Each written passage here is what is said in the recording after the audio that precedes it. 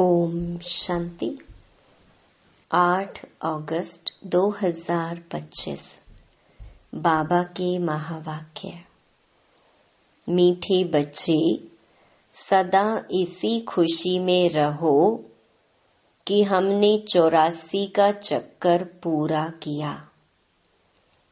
अब जाते हैं अपने घर। बाकी थोड़े दिन यह कर्म भोग है। प्रश्न: विकर्माजीत बनने वाले बच्चों को विकर्मों से बचने के लिए किस बात पर बहुत ध्यान देना है?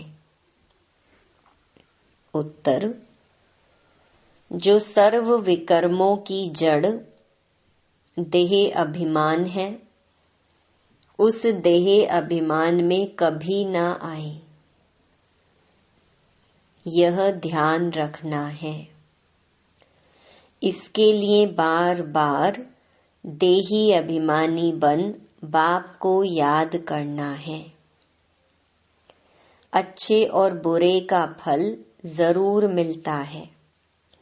अंत में विवेक खाता है, लेकिन इस जन्म के पापों के बोझ को हल्का करने के लिए बाप को सच सच सुनाना है। ओम शांति।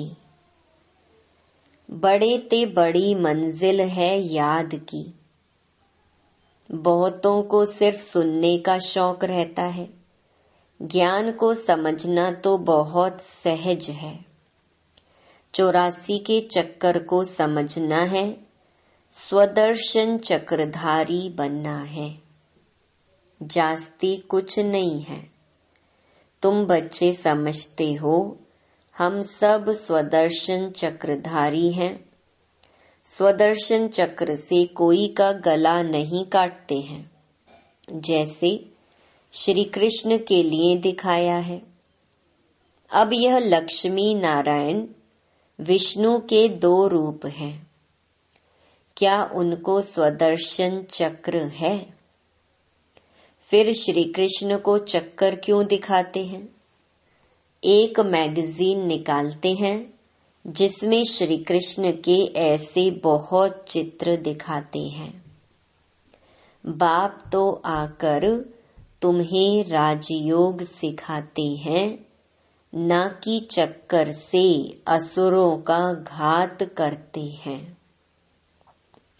असुर उनको कहा जाता जिनका आसुरी स्वभाव है।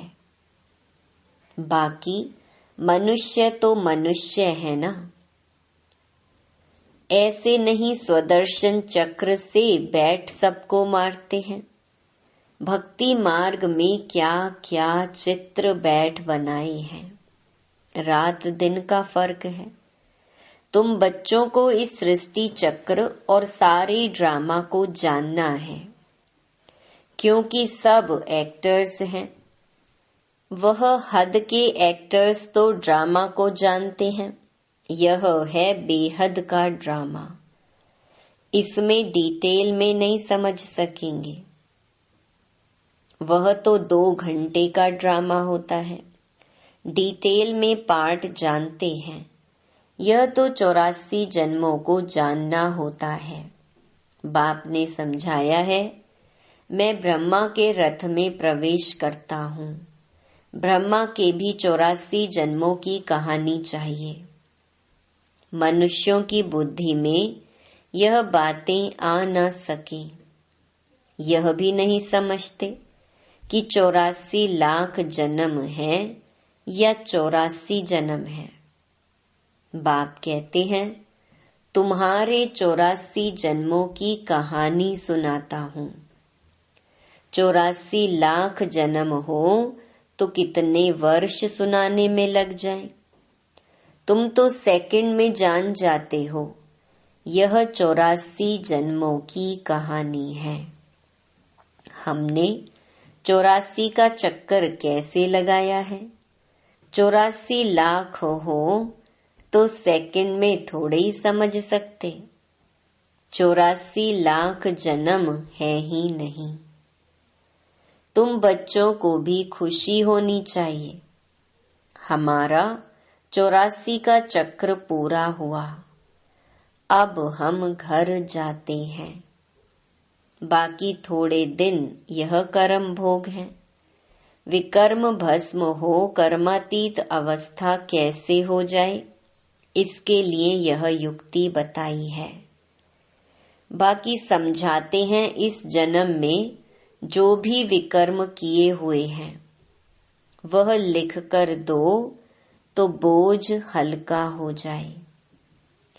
जन्म जन्मांतर के विकर्म तो कोई लिख ना सके। विकर्म तो होते आए हैं।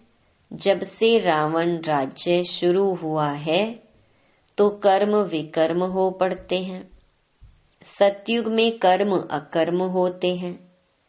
भगवानुवाच, तुमको कर्म अकर्म विकर्म की गति को समझाता हूँ।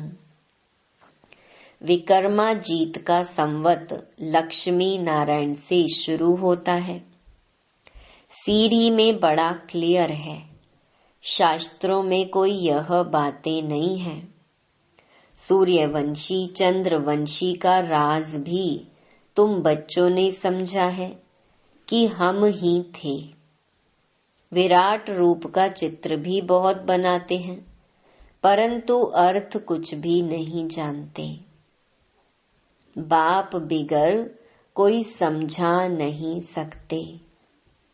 इस ब्रह्मा के ऊपर भी कोई है ना, जिसने सिखाया होगा। अगर कोई गुरु ने सिखाया होता तो उस गुरु का सिर्फ एक शिष्य तो नहीं हो सकता। बाप कहते हैं, बच्चे तुम्हें पतित से पावन, पावन से पतित बनना ही है। यह भी ड्रामा में नोंद है। अनेक बार यह चक्र पास किया है, पास करते ही रहेंगे। तुम हो ऑलराउंड पार्टधारी। आदि से अंत तक पार्ट और कोई का है नहीं। तुमको ही बाप समझाते हैं। फिर तुम यह भी समझते हो कि दूसरे धर्म वाले फलाने फलाने समय पर आते हैं। तुम्हारा तो ऑलराउंड पार्ट है। क्रिश्चियन के लिए तो नहीं कहेंगे कि सतयुग में थे, वह तो द्वापर के भी बीच में आते हैं। यह नॉलेज तुम बच्चों की ही बुद्धि में है। किसको समझा भी सकते हो। दूसरा कोई सृष्टि के आदि मध्य अंत को नहीं जानते। रचयिता को ही नहीं जानते तो रचना को कैसे जानेंगे। बाबा ने समझाया है, जो राइटियस बातें हैं वह छपाकर एरोप्लेन से सब जगह गिरानी है। वह पॉइंट्स अथवा टॉपिक्स बैठ लिखनी चाहिए। बच्चे कहते हैं काम नहीं है। बाबा कहते हैं यह सर्विस तो बहुत है। यहाँ एकांत में बैठ यह काम करो। जो भी बड़ी बड़ी संस्थाएं हैं, गीता पाठशालाएं आदि हैं, उन सबको जगाना है, सबको संदेश देना है। यह पुरुषोत्तम संगम युग है। जो समझदार होंगे वह झट समझेंगे। जरूर संगम युग पर ही नई दुनिया की स्थापना और पुरानी दुनिया का विनाश होता है। सतयुग में पुरुषोत्तम मनुष्य होते हैं। यहाँ हैं आसुरी स्वभाव वाले पतित मनुष्य। यह भी बाबा ने समझाया है। कुंभ का मेला आदि जो लगता है, बहुत मनुष्य जाते हैं स्नान करने। क्यों स्नान करने जाते हैं? पावन होना चाहते हैं। तो जहाँ जहाँ मनुष्य स्नान करने जाते हैं वहाँ जाकर सर्विस करनी चाहिए। मनुष्यों को समझाना चाहिए, यह पानी कोई पतित पावनी नहीं है। तुम्हारे पास चित्र भी है, गीता पाठशालाओं में जाकर यह पर्चे बांटने चाहिए।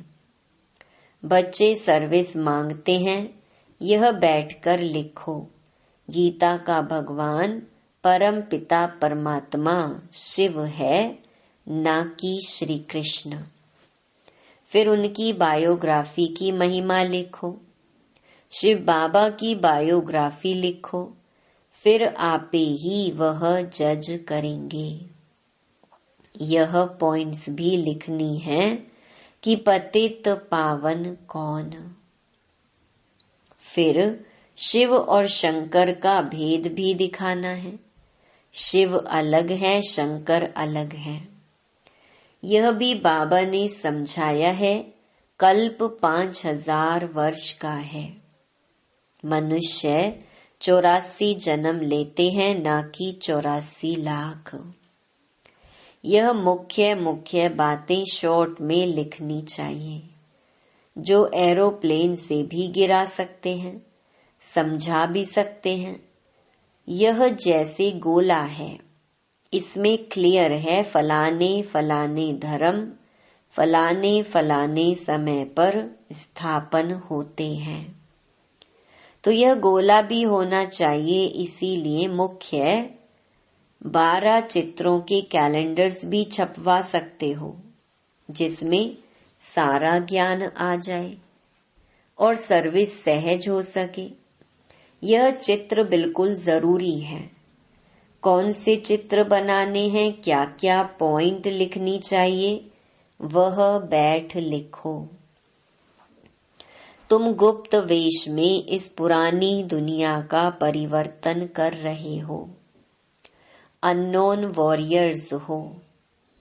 तुमको कोई नहीं जानते। बाबा भी गुप्त, नॉलेज भी गुप्त। इनका कोई शास्त्र आदि बनता नहीं। और धर्म स्थापक के बाइबल आदि छपते हैं, जो पढ़ते आते हैं, हर एक के छपते हैं। तुम्हारा फिर भक्ति मार्ग में छपता है। अभी नहीं छपना है, क्योंकि अभी तो यह शास्त्र आदि सब खत्म हो जाने हैं। अभी तुमको बुद्धि में सिर्फ याद करना है। बाप के पास भी बुद्धि में ज्ञान है, कोई शास्त्र आदि थोड़े ही पढ़ते।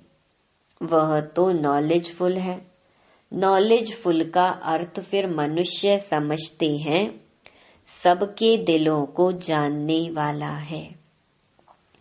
भगवान देखते हैं, तब तो कर्मों का फल देते हैं। बाप कहते हैं, यह ड्रामा में नूंद है।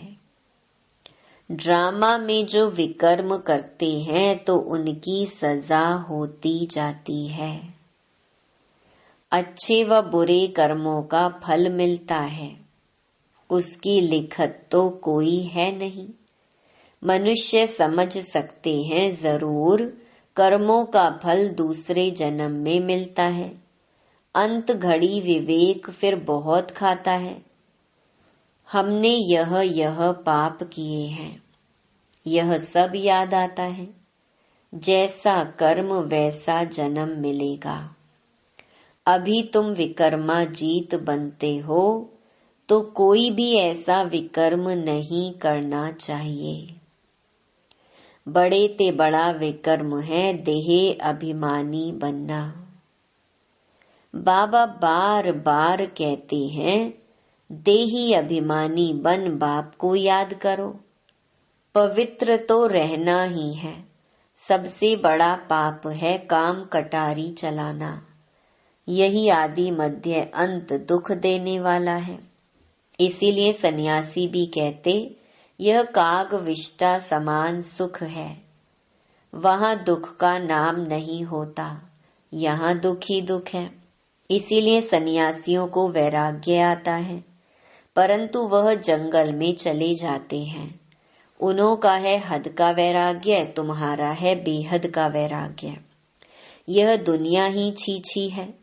सब कहते हैं, बाबा आकर हमारे दुख हर कर सुख दो। बाप ही दुख हरता सुख करता है। तुम बच्चे ही समझते हो कि नई दुनिया में इन देवताओं का राज्य था। वहां किसी भी प्रकार का दुख नहीं था। जब कोई शरीर छोड़ता है तो मनुष्य कहते हैं स्वर्गवासी हुआ, परंतु यह थोड़े ही समझते कि हम नरक में हैं। हम जब मरें तब स्वर्ग में जाएं, परंतु वह भी स्वर्ग में गया व यहाँ नरक में आया, कुछ भी समझते नहीं। तुम बच्चे 3 बाप का राज भी सबको समझा सकते हो। 2 बाप तो सब समझते हैं, लौकिक और पारलौकिक, और यह अलौकिक प्रजापिता ब्रह्मा फिर है यहाँ संगम युग पर। ब्राह्मण भी चाहिए ना। वह ब्राह्मण कोई ब्रह्मा के मुख वंशावली थोड़ी है। जानते हैं ब्रह्मा था, इसीलिए ब्राह्मण देवी देवता नमः कहते हैं। यह नहीं जानते कि किसको कहते हैं, कौन से ब्राह्मण। तुम हो पुरुषोत्तम संगम युगी ब्राह्मण, वह है कलयुगी। यह है पुरुषोत्तम संगम युग, जब तुम मनुष्य से देवता बनते हो। देवी देवता धर्म की स्थापना हो रही है, तो बच्चों को सब पॉइंट्स धारण करनी है और फिर सर्विस करनी है। पूजा करने व श्राद्ध खाने पर ब्राह्मण लोग आते हैं, उनसे भी तुम चिट चैट कर सकते हो, तुमको सच्चा ब्राह्मण बना सकते हैं। अभी भादों का मास आता है, सभी पितरों को खिलाते हैं। वह भी युक्ति से करना चाहिए, नहीं तो कहेंगे कि ब्रह्मा कुमारियों के पास जाकर सब कुछ छोड़ दिया है। ऐसा कुछ नहीं करना है जिसमें नाराज हो। युक्ति से तुम ज्ञान दे सकते हो। जरूर ब्राह्मण लोग आएंगे तब तो ज्ञान देंगे ना। इस मास में तुम ब्राह्मणों की बहुत सर्विस कर सकते हो। तुम ब्राह्मण तो प्रजापिता ब्रह्मा की औलाद हो। बताओ ब्राह्मण धर्म किसने स्थापन किया? तुम उन्हों का भी कल्याण कर सकते हो घर बैठे। जैसे अमरनाथ की यात्रा पर जाते हैं, वे सिर्फ लिखत से इतना नहीं समझेंगे, वहां बैठ समझाना चाहिए। हम तुमको सच्ची अमरनाथ की कथा सुनाई। अमरनाथ तो एक को ही कहा जाता है।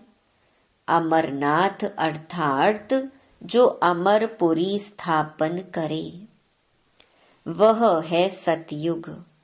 ऐसे सर्विस करनी पड़े, वहां पैदल जाना पड़ता है। जो अच्छे अच्छे बड़े बड़े आदमी हो, उनको जाकर समझाना चाहिए। सन्यासियों को भी तुम ज्ञान दे सकते हो। तुम सारी सृष्टि के कल्याणकारी हो।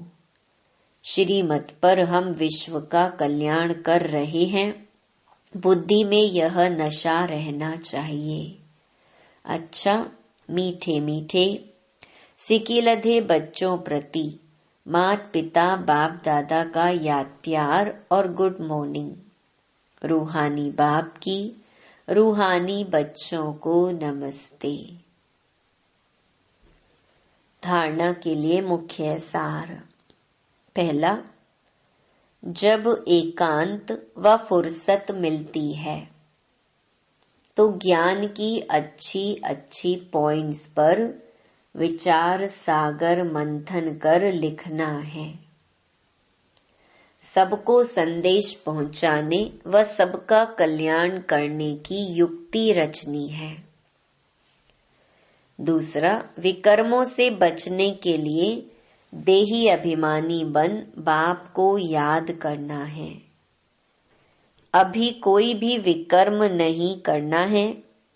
इस जन्म के किए हुए विकर्म बाप दादा को सच सच सुनाने हैं। वरदान, अटल भावी को जानते हुए भी श्रेष्ठ कार्य को प्रत्यक्ष रूप देने वाले सदा समर्थ भव। नया श्रेष्ठ विश्व बनने की भावी अटल होते हुए भी समर्थ भव के वरदानी बच्चे सिर्फ कर्म और फल के, पुरुषार्थ और प्रारब्ध के, निमित्त और निर्माण के, कर्म फिलॉसफी अनुसार निमित्त बन कार्य करते हैं। दुनिया वालों को उम्मीद नहीं दिखाई देती और आप कहते हो यह कार्य अनेक बार हुआ है, अभी भी हुआ ही पड़ा है, क्योंकि स्व परिवर्तन के प्रत्यक्ष प्रमाण के आगे और कोई प्रमाण की आवश्यकता ही नहीं। साथ साथ परमात्म कार्य सदा सफल है ही। स्लोगन, कहना कम करना ज्यादा, यह श्रेष्ठ लक्ष्य महान बना देगा। अव्यक्त इशारे, सहज योगी बनना है तो परमात्म प्यार के अनुभवी बनो। सेवा में व स्वयं की चढ़ती कला में सफलता का मुख्य आधार है एक बाप से अटूट प्यार। बाप के सिवाय और कुछ दिखाई न दे। संकल्प में भी बाबा, बोल में भी बाबा, कर्म में भी बाप का साथ। ऐसी लवलीन स्थिति में रह एक शब्द भी बोलेंगे तो वह स्नेह के बोल दूसरी आत्मा को भी स्नेह में बांध देंगे। ऐसी लवलीन आत्मा का एक बाबा शब्द ही जादू मंत्र का काम करेगा। अच्छा, ओम शांति।